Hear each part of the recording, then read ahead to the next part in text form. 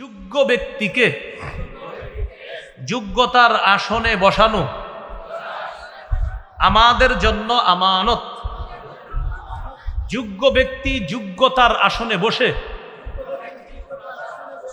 আমাদের অধিকারগুলো বাস্তবায়ন করা তার জন্য আমানত। তাহলে আমরা যোগ্য ব্যক্তিকে বসানো আমাদের জন্য আমানত, আর যোগ্য ব্যক্তি আমাদের জন্য কিছু করা এটা তার জন্য আমানত।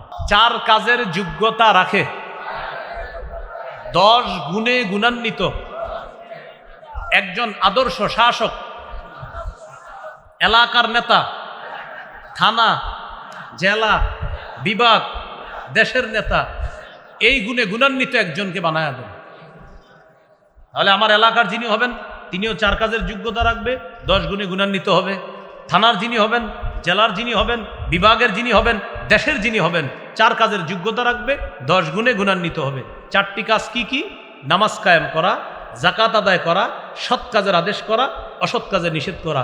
সূরা হজের 41 নম্বর আয়াতে আল্লাহ বলেন, আল্লাযীনা ইম্মাক্কান্নাহুম ফিল আরদ আকামুস সালাহ ওয়া আতাউয যাকাত ওয়া আমারু বিল মারুফ ওয়া নাহাউ আনিল মুনকার।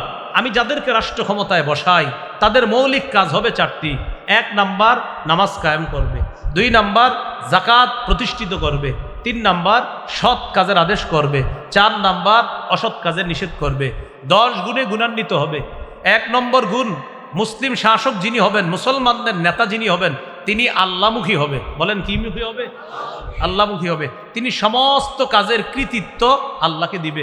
আমি পুরো আয়াত বলছি না, শুধু আজকে বলে যাচ্ছি এতটুকু। সূরা নামলের 15 থেকে 19 নম্বর আয়াত পড়লে বোঝা যাবে সুলাইমান নবী এত বড় রাজত্ব পাওয়ার পরেও, সমস্ত রাজত্ব পাওয়ার পরেও উনি আল্লাহকে বলতেছে, আল্লাহ আমাকে তৌফিক দেন, আমি যেন আপনার দেয়া নেয়ামতের প্রশংসা করতে পারি, আমি যেন শুকরিয়া আদায় করতে পারি। সুলাইমান নবীরে আল্লাহ যে রাজত্ব দিছে, সূরা আম্বিয়ার 81 নম্বর আয়াতে আছে, ওয়ালি সুলাইমান আর-রিহা আসিফাতান তাজরি বিআমরিহি ইলাল আরদিল্লাতী বারাকনা ফিহা। আমি সুলাইমানের জন্য বাতাসকে বশীভূত করে দিলাম। এই বাতাস সুলাইমান নবীর আদেশে চলতো। সুলাইমান নবী বলতেন, আমি অমুক জায়গায় যাব, মুহূর্তের মধ্যে বাতাস 1 মাসের দূরত্বে তার সিংহাসন পৌঁছায় দিত। তাহলে যেই নবীরে আল্লাহ বাতাসের উপর রাজত্ব দান করলেন, এই নবী কেমন অবস্থা? তো সুলাইমান নবীর ব্যাপারে আল্লাহ বলেন যে সুলাইমান নবী এমন, সূরা সদের 30 নম্বর আয়াতে আছে, ওয়াহাবনা লি দাউদা সুলাইমান নি'মাল আবদু ইন্নাহু আওয়াব। আমি দাউদকে সুলাইমান নামে একটা ছেলে দান করলাম। এই সুলাইমান নবী আওয়াব, বারবার আমার কাছে ফিরে আসে, আল্লাহর কাছে ফিরে আসে। তাকে যত রাজত্ব দেই সে তত বেশি আমার দিকে ঝুঁকে পড়ে। তাহলে মুসলিম শাসকের 1 নম্বর গুণ হবে, উনি ক্ষমতা পেয়ে উনি তত বেশি কার দিকে ঝুঁকবে? আল্লাহর দিকে ঝুঁকবে। এই জন্য বিষয়টা যেন এমন না হয় যে আপনাদের দায়িত্ব নেওয়ার আগে মাথায় টুপি, হাতে তাসবিহ, আর বললাম ঠিক আছে, এরপরে আবার ঘটনা ঘটে যাওয়ার পরে আবার টুপি কোথায় গেল, তাসবিহ কোথায় গেল, এরকম যেন না হয়। এরকম যেন কি না হয়, না হয়। খুব মনে রাখা। আল্লাহ আমাদেরকে বুঝার তৌফিক দান করেন। 2 নম্বর গুণ হবে, তিনি ইনসাফ প্রতিষ্ঠিত করবে। ইনসাফ প্রতিষ্ঠিত করবে। সূরা সদের 26 নম্বর আয়াতে আছে, আমি দাউদকে দুনিয়াতে খলিফা বানাইলাম। আমি দাউদ নবীকে বললাম, ও দাউদ, আপনি ইনসাফের সাথে বিচার করবেন।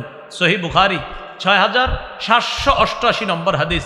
বিখ্যাত ঘটনা, ফাতেমা নামে এক সম্ভ্রান্ত মহিলা চুরি করছে। ফাতেমা, আমার নবীর কন্যার নামও ফাতেমা, আর যেই নারী চুরি করছে তার নামও ফাতেমা। তো চুরি করার পর নবীজির কাছে আয়েশা বলল, হুজুর, বংশীয় মেয়ে, হাত কাটার আইনটাকে একটু শিথিল করা যায় না, যেহেতু বংশীয় মেয়ে? নবীজি সাল্লাল্লাহু আলাইহি সাল্লাম বললেন, তোমরা এই কথা কিভাবে বললা? আল্লাহর কসম, আজকে যদি ওই ফাতেমা চুরি না করে, আমার কন্যা ফাতেমা চুরি করত, আমি নবী মুহাম্মদ আমার কন্যা ফাতেমার হাত কেটে দিতাম। ইনসাফ প্রতিষ্ঠিত করা, এটা হলো 2 নম্বর গুণ। 3 নম্বর গুণ হবে, তিনি ফিতনার পথ পরিহার করে সংশোধনের পথে চলবে। সূরা আরাফের 142 নম্বর আয়াতে আছে, মুসা নবী তার ভাই হারুন নবীকে বললেন, ভাইজান, আমি তাওরাত কিতাব আনতে যাইতেছি পাহাড়ে, আল্লাহ আমাকে বলছে 30 দিন ইতিকাফ করতে হবে। পরবর্তীতে আল্লাহ আরো 10 রাত বাড়াইছে, মোট 40 রাত। এটা আছে, ওয়া'আদনা মুসা 30 লাইলা ওয়া আতমামনাহা বি'আশরিন ফাতাম্মা মিকাতু রাব্বিহি 40 লাইলা। মুসা নবীকে আল্লাহ নিয়ে গেছে 30 রাতের জন্য, এরপরে আরো 10 রাত। এই 40 রাত ইতিকাফ করে তিনি তাওরাত পাবে।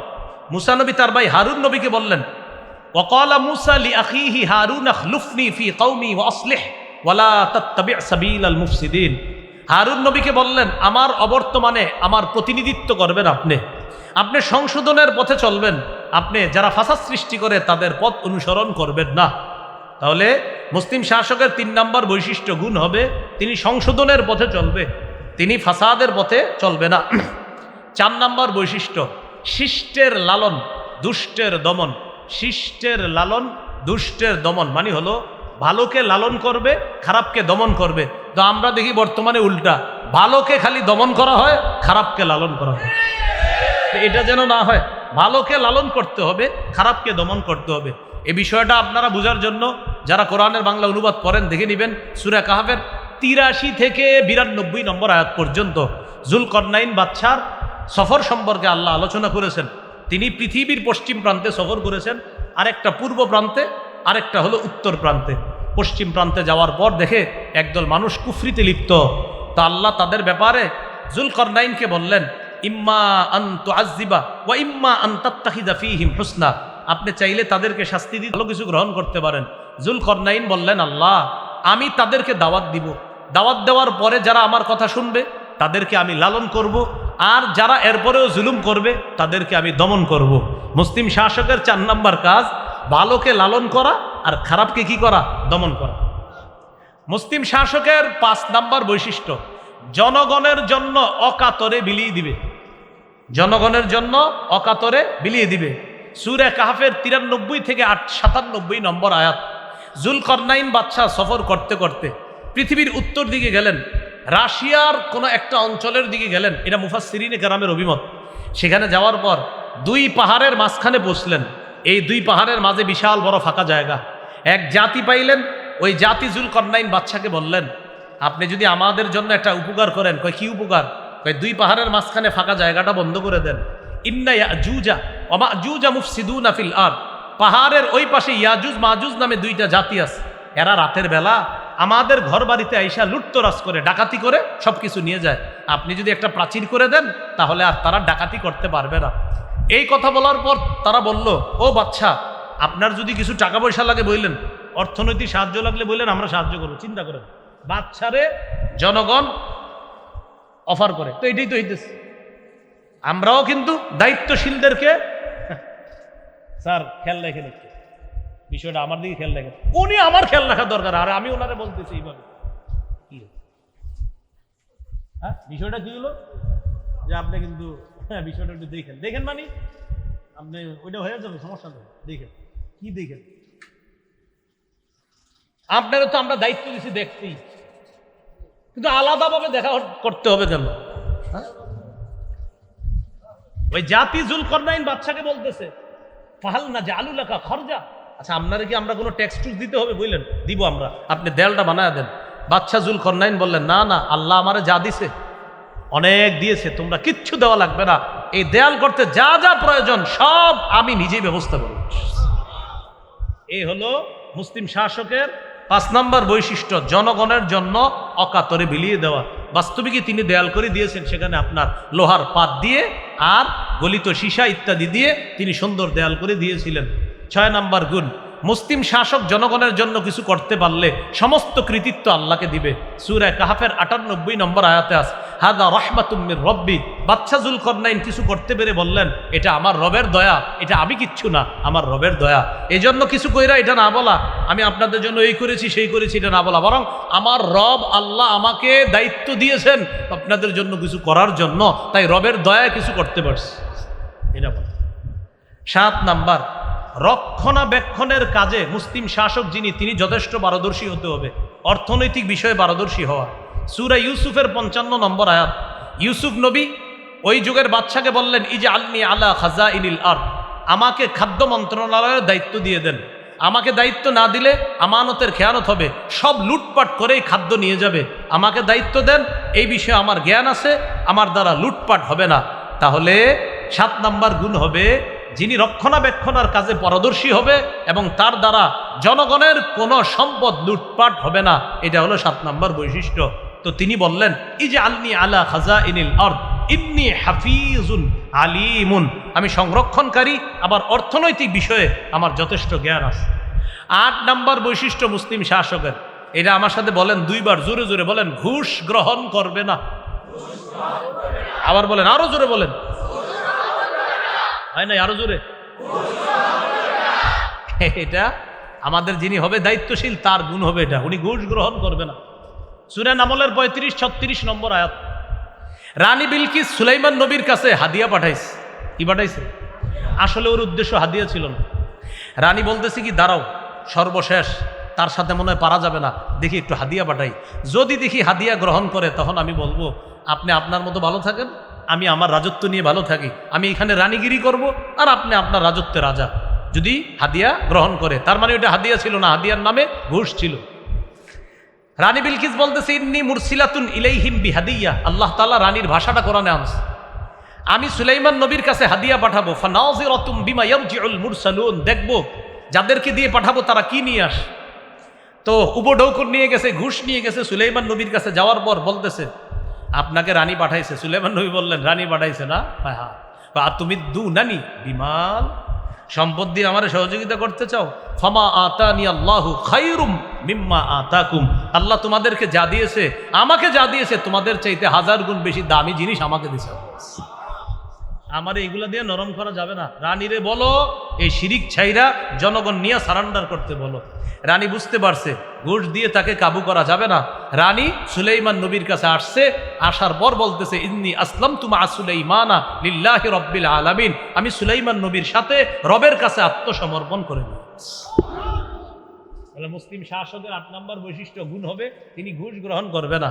9 নম্বর, তিনি আমানতদার হবে। কি হবে? আমানতদার। সূরা নিসা 58 নম্বর আয়াতে আল্লাহ বলেন ইন্নাল্লাহা ইয়া'মুরুকুম আন তুআদ্দুল আমানাতি ইলা আহলিহা, আল্লাহ তোমাদেরকে আদেশ করেন আমানত যথাযথ জায়গায় পৌঁছে দেওয়ার জন্য। এবার আমার সাথে একটু বলেন, যোগ্য ব্যক্তিকে যোগ্যতার আসনে বসানো আমাদের জন্য আমানত।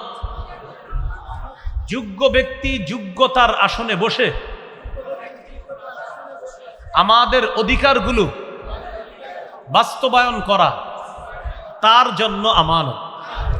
তাহলে আমরা যোগ্য ব্যক্তিকে বসানো আমাদের জন্য আমানত, আর যোগ্য ব্যক্তি আমাদের জন্য কিছু করা এটা তার জন্য আমানত। এ হলো 9 নম্বর। সর্বশেষ 10 নম্বর, কোরআন সুন্নাহ অনুযায়ী বিচার করবে। যেহেতু এখন সব মুসলমানদের অধীনে, তো কোরআন সুন্নাহ অনুযায়ী বিচার করবে। সূরা মাইদার 48 থেকে 50 নম্বর আয়াতে আছে, দেখবেন ওই আয়াতে আল্লাহ তাআলা বলেন আপনি কোরআন অনুযায়ী যা আপনার প্রতি নাজিল করেছি এই অনুযায়ী আপনি বিচার করবেন। শেষের দিকে আছে আফা হুকমাল জাহিলিয়াতি ইয়াবগুন ওমান আহসানু মিনাল্লাহি হুকমাল লিকৌমি ইউকিনুন। এরা জাহিলি যুগের আইন চায়, এরা মূর্খদের আইন চায়, তারা জাহিলি যুগের আইন কামনা করে। আফা হুকমাল জাহিলিয়াতি ইয়াবগুন, তারা কি জাহিলি আইন কামনা করে? ওমান আহসানু মিনাল্লাহি হুকমান লিকৌমি ইউকিনুন, যারা বিশ্বাসী তাদেরকে জানায়া দেন তাদের জন্য আল্লাহর চাইতে শ্রেষ্ঠ বিচারক আর কে হতে পারে, আল্লাহর চাইতে শ্রেষ্ঠ বিধানদাতা আর কে হতে পারে, আল্লাহর চাইতে উত্তম বিচার আর কার বিচার হতে পারে? বলেন কার বিচার উত্তম? শ্রেষ্ঠ বিধানদাতা কে? আল্লাহ। আহকামুল হাকিমিন কে? এ হলো 10টা গুণ বললাম, আর 4 কাজের যোগ্যতা রাখে। মনে আসেনি? কি মনে আছে? মুসলমানের উত্তরণের উপায় নাম্বার 15 চলতেছে, ভুলে গেছে। উত্তরণের কত নম্বর উপায় চলতেছে? 15 নম্বর উপায় কি? একজন যোগ্য শাসক নির্বাচন করা, যার 4 কাজের যোগ্যতা থাকবে আর 10টি গুণে গুণান্বিত হবে।